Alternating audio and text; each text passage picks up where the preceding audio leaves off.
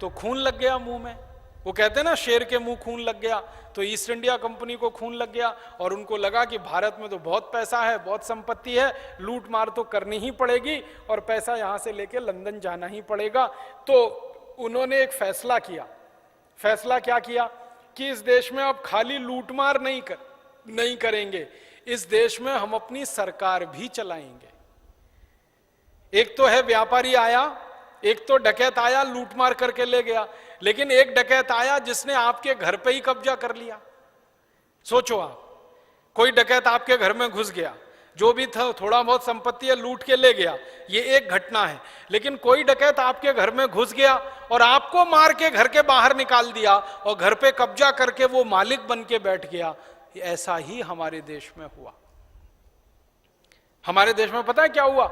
जिस जहांगीर ने east India company को लाइसेंस दिया था लूटमार करने का, उसी जहांगीर को ईस्ट इंडिया कंपनी ने कुर्सी से उतरवा दिया।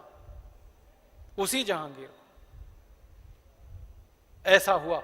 जो जो राजा के यहां ईस्ट इंडिया कंपनी वाले पहुंचे लूटमार करने, हर राजा को उन्होंने कोई ना कोई षड्यंत्र करके कुर्सी से उतरवा दिया और वहां अंग्रेजों की सत्ता स्थापित होती चली गई।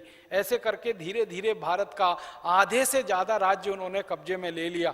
1618 में वो एक शहर में आए थे, सूरत में, और 1718 तक आते आते 100 साल में हिंदुस्तान के आधे से ज्यादा राज्य पर उनका कब्जा हो गया।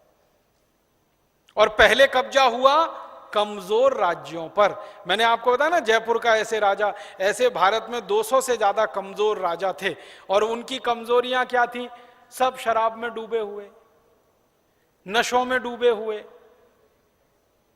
गंदे गंदे काम करने में डूबे हुए, वैश्यावृत्ति में डूबे हुए, रखेलों में डूबे हुए, हरम में डूबे हुए।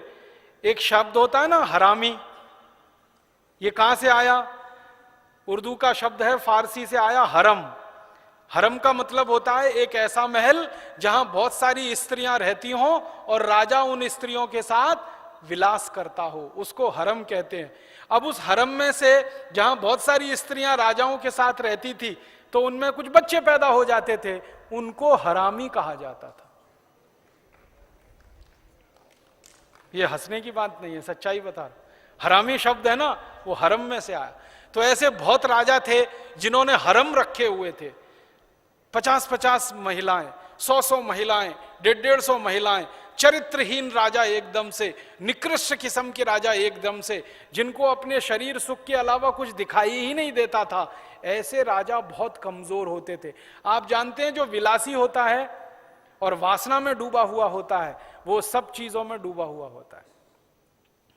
तो ऐसे राजाओं से ईस्ट इंडिया कंपनी पहले लड़ाई करती थी और उस लड़ाई में एक बार में ही राजा हार जाते थे और राज्य ईस्ट इंडिया कंपनी का हो जाता था। ऐसे करके पूरे भारत में उन्होंने कब्जा जमाया और धीरे धीरे वो कब्जा 150 साल में सारे भारत पे हो गया। 1618 से 1750 तक आते आते जगह जगह लूटमार करते करते पूरे भारत पे कब्जा हो गया। भारत का एक बड़ा राज्य था उस जमाने में, बंगाल। बंगाल जो राज्य था ना, वो कितना बड़ा था आपको बताता हूं। आज का पूरा बिहार, आज का पूरा झारखंड, आज का पूरा पश्चिम बंगाल, आज का पूरा बांग्लादेश, आज का पूरा आसाम और आसाम के ऊपर के सारे प्रदेश, ये मिला के था पूरा बंगाल। इतना बड़ा राज्य था। वहां का राजा था सिराजुद्दौला, बड़ा प्रतापी था, बहुत शूरवीर था, चरित्रवान था, चरित्र का बहुत ऊंचा था, मेहनत करने में बहुत परिपक्व था, शूरवीरता में बहुत ऊंचा था, न्यायप्रिय था, प्रजावत्सल था, सारे सद्गुण उसमें थे। तो ईस्ट इंडिया कंपनी कभी घुस नहीं पाई बंगाल में, क्योंकि राजा मजबूत था। जब जब ईस्ट इंडिया कंपनी घुसी बंगाल में, मार के भगा दिया उसने सिराजुद्दौला ने। फिर क्या हुआ? सिराजुद्दौला का जो सेनापति था वो गद्दार निकल गया। सिराजुद्दौला तो देशभक्त था, प्रतापी था, शूरवीर था, वो तो ईस्ट इंडिया कंपनी को घुसने नहीं देता था। उसका जो सेनापति था मीर जाफर, वो गद्दार निकल गया। आपने कहानी पढ़ी होगी। Mir Jafar East India Company से मिल गया और मीर जाफर ने ईस्ट इंडिया कंपनी को जाके अंदर की सब बातें बता दी और उन अंदर की बातों की जानकारी लेके ईस्ट इंडिया कंपनी ने हमला किया सिराजुद्दौला के राज्य पर।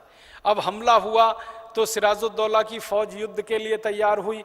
सिराजुद्दौला के पास 18,000 सैनिक थे, ईस्ट इंडिया कंपनी के पास 350 सैनिक थे।